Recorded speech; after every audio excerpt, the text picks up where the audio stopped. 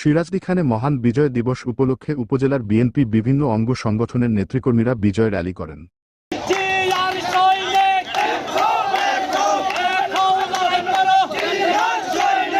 গত সোমবার ১৬ ডিসেম্বর বিকেল ৪টার দিকে উপজেলা বিএনপি সাবেক সভাপতি বীর মুক্তিযোদ্ধা আব্দুল কুদ্দুস ধীরেনের নেতৃত্বে সিরাজদিখান উপজেলার বিএনপি ও অঙ্গসংগঠনের উদ্যোগে র্যালি বের হয়।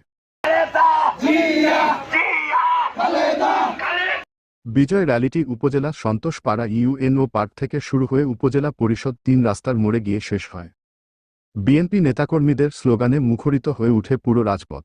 ১৭ বছর পরে মহান বিজয় দিবস উদযাপনে সিরাজদিখানে বিএনপি এমন আনন্দ মিছিল দেখে সড়কের দুপাশের জনসাধারণ উৎসাহ প্রকাশ করেন।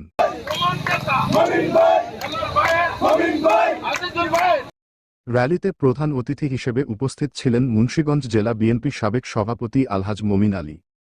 এ সময় আরও উপস্থিত ছিলেন উপজেলা বিএনপি সাবেক সাধারণ সম্পাদক আওলাদ হোসেন মোল্লা, সাবেক সদস্য সচিব আলী আনসার মোল্লা, রসুনিয়া ইউনিয়নের সাবেক চেয়ারম্যান শ্যামল কাজী, উপজেলা বিএনপি সাবেক যুগ্ম সম্পাদক আজিজুল হক খান, সাবেক সিনিয়র সহ সভাপতি মহিউদ্দিন আহমেদ, রাজানগর ইউনিয়ন বিএনপি সাবেক সাধারণ সম্পাদক ওমর ফারুক রিগান, জেলা যুবদলের সাবেক যুগ্ম সম্পাদক ইকবাল হোসেন, জেলা ছাত্রদলের সিনিয়র সহ সভাপতি হিমেল মল্লিক, উপজেলা শ্রমিক দলের সভাপতি নজরুল ইসলাম, সাধারণ সম্পাদক মোহাম্মদ বাদশা মিয়া এছাড়াও উপজেলার ইউনিয়ন থেকে বিএনপি অঙ্গসংগঠন বিভিন্নভাবে নেতা কর্মীরা র্যালি ও মিছিলে যোগদান করেন।